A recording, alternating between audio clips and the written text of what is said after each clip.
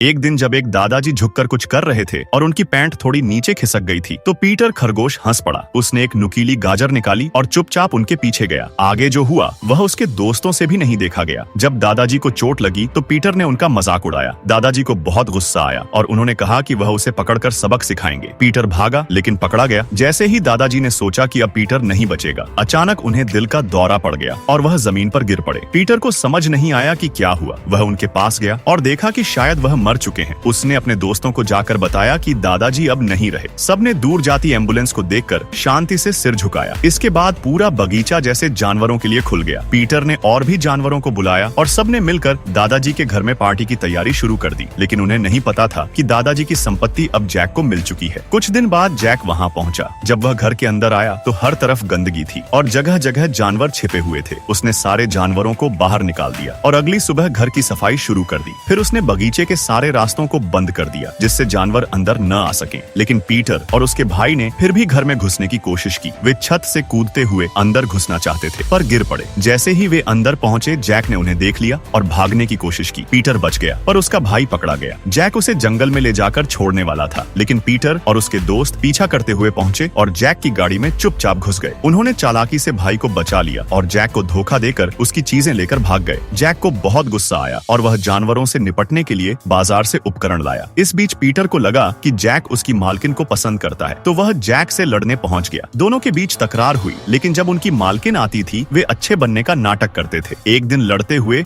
उन्होंने उसके फूल तोड़ दिए और जैक ने सारा इल्जाम पीटर पर डाल दिया। इस पर मालकिन ने पीटर को घर से निकाल दिया। पीटर गुस्से में था और उसने जैक से बदला लेने की योजना बनाई। उसने दोस्तों के साथ मिलकर प्रशिक्षण शुरू किया। फिर एक दिन वह जैक को परेशान करने के लिए घर गया और उसकी सारी चालें उलटी पड़ गईं। जैक ने घर के चारों ओर करंट वाले तार लगाए पर जानवरों ने उसमें भी चालाकी दिखाई। वे नाटक करके जैक को भ्रमित करते रहे। जैक ने गुस्से में आकर पटाखे जानवरों के बिल में डाल दिए लेकिन तभी मालकिन आ गई और उसने रोक दिया। बाद में जब जैक और मालकिन बात कर रहे थे पीटर और उसके दोस्तों ने जैक पर गुलेल से हमला कर दिया। जैक फिर से गुस्से में आया और पटाखे फेंक दिए। पीटर पकड़ा गया लेकिन जैसे ही जैक कुछ करने वाला था मालकिन आ गई। जैक ने कहा कि वे सिर्फ खेल रहे थे पर उसका रिमोट गिर गया। पीटर ने पटाखे फोड़ दिए जिससे उनका घर और बिल दोनों नष्ट हो गए। जैक ने मालकिन को समझाने की कोशिश की पर वह नाराज होकर चली गई। अब पीटर को एहसास हुआ कि उससे गलती हुई है। उसने अपने भाइयों से माफी मांगी और जैक से मिलने शहर गया। अंत में उसने जैक से माफी मांगी और जैक ने भी उसे माफ कर दिया। वे सभी मिलकर मालकिन को मनाने पहुंचे। पीटर ने अपनी गलती मान ली और बताया कि सब कुछ उसी की वजह से हुआ। मालकिन ने भी उसे माफ कर दिया और फिर से सब साथ रहने लगे।